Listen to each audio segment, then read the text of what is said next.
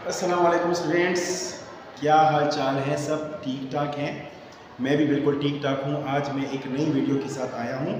आप लोगों के एग्ज़ाम आने वाले हैं, बोर्ड एग्ज़ाम, और मैं चाहता हूँ कि आप लोगों को थोड़ा ये बता दूँ कि आप लोगों ने पेपर्स किस तरह से अटेम्प्ट करना है।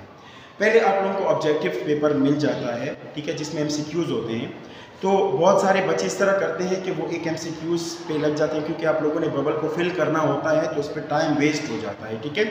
तो आप लोग पहले इस तरह कर लें कि जो आप लोगों को पेपर मिलता है उसमें पहले जितने भी MCQs है 15 के 15, मैं मैथ्स की बात कर रहा हूँ, 15 MCQs है। उस 15 MCQs में आप लोगों को जो करेक्ट लगता है उसके बबल पे एक छोटा सा डॉट लगा लें, ताकि आप लोगों को पता चले कि ये MCQ जो है, फॉर एग्जांपल फर्स्ट MCQs है, ठीक है, द कंजुगेट ऑफ 3 - 2 आयोटा, ठीक है। तो आप लोगों ने क्या लिखना है? 3 + 2 आयोटा, जो कि बी ऑप्शन में है, बी ऑप्शन में है। अब बी ऑप्शन जो है उसके बबल को आप लोगों ने फिल करना है, लेकिन अभी अगर आप लोग फिलिंग में स्टार्ट हो जाते हैं तो टाइम आप लोगों के पास 20 मिनट्स का होता है, तो वहाँ से टीचर्स कहते हैं कि time is going to over.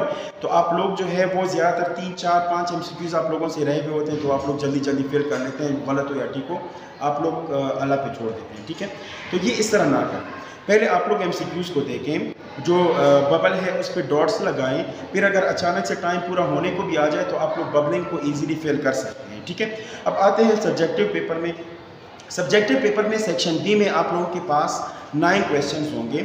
अब 9 क्वेश्चंस में 3 या 4 या 2 इस तरह की किसी क्वेश्चन में और का ऑप्शन होता है, मतलब या ये करें या ये करें, तो उनमें से आप लोगों ने एक को अटेम्प्ट करना है, ठीक है।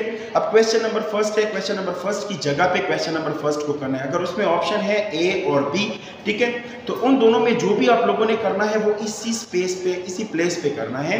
मतलब इस तरह नहीं कि वो पहला क्वेश्चन जो है वो आप लोग थर्ड पे कर लें, थर्ड वाला जो है वो आप फर्स्ट पे कर लें। मतलब जो क्वेश्चन नंबर का ऑप्शन दिया गया है, जो प्लेस है, उसी पे आप लोगों ने क्वेश्चन 1 को करना है।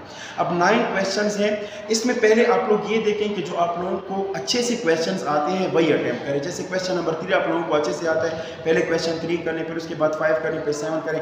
भले ही क्वेश्चन फर्स्ट डिफिकल्ट है और आप लोग कंफ्यूज हो रहे हैं उस क्वेश्चन में, उसको लास्ट में अटेम्प्ट करें, ठीक है।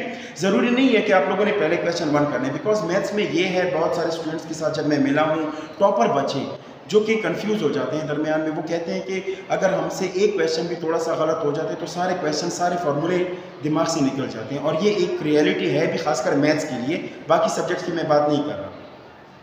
तो मैथ्स में आप लोग पहले वही क्वेश्चन अटेम्प्ट कर लें जो आप लोगों को सही से आते हैं, फिर जो लास्ट में वही क्वेश्चन आप लोग छोड़ दें जो आपको सही से नहीं आते। अगर हो गए सही है, अगर नहीं हुए बाकी पेपर आप लोगों का ठीक हुआ होगा। फिर उसके बाद यहाँ पे आप लोगों ने सेक्शन बी में 9 पार्ट्स अटेम्प्ट करने हैं और हर एक पार्ट के 4 मार्क्स होते हैं। अब सेक्शन सी की तरफ हम जाते हैं, तो सेक्शन सी में आप लोगों के पास 3 क्वेश्चंस होते हैं और 3 में से 1 या 2 क्वेश्चंस में और का ऑप्शन होगा। मतलब या तो एक क्वेश्चन का चॉइस है या 2 क्वेश्चन की चॉइस है, ठीक है।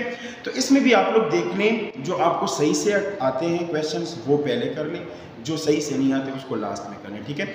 और रही बात थ्योरम्स की, अब बहुत सारे बच्चे ये कहते हैं कि हमने थ्योरम्स को करने, लेकिन उनके एक्सरसाइजेस को हम नहीं करना चाहते।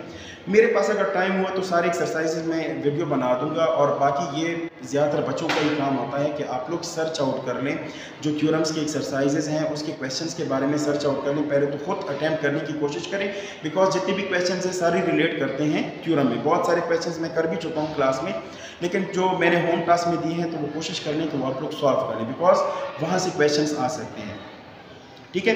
और इसके अलावा कुछ बच्चे ऐसे होते हैं कि वो कहते हैं कि हम कंस्ट्रक्शन का जो चैप्टर है उसको अवॉइड करते हैं या छोड़ देते हैं। ये बिल्कुल गलत है, क्योंकि कंस्ट्रक्शन का एक क्वेश्चन जो है वो ज़रूर आता है सेक्शन सी में, वो या सेक्शन बी में भी आ जाते हैं, जो ठीक है। तो स्टूडेंट्स, जो कंस्ट्रक्शन का चैप्टर है वो इंपॉर्टेंट होता है, तो उसको कभी अवॉइड ना करें। और दूसरे मार्कर से लेके या ब्लैक पेन से लेके जब आप कंस्ट्रक्शन करते हैं तो कंस्ट्रक्शन के लिए एक कंपास के साथ एक इस तरह से पेन रखें कि वो उस कंपास में ही एडजस्ट हो, और कंस्ट्रक्शन पहले पेंसिल के साथ बनाएं, अगर वो करेक्ट है तो फिर उसके बाद कंस्ट्रक्शन जो है वो पेन के साथ ही बनाएं। इस तरह नहीं कि आप उस पर पेन फेरें, क्योंकि वो फिर इस तरह लग रहा है स्टूडेंट को, इस तरह टीचर्स को ऐसे लगेगा कि ये इसने वैसे ही बनाया हुआ है, ठीक है।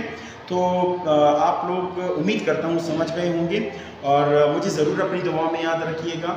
Thank you so much. इंशाल्लाह नेक्स्ट वीडियोस के साथ, मज़ीद वीडियोस के साथ हम दोबारा मिलेंगे। अब तक के लिए इजाज़त दीजिए। अल्लाह हाफ़िज़।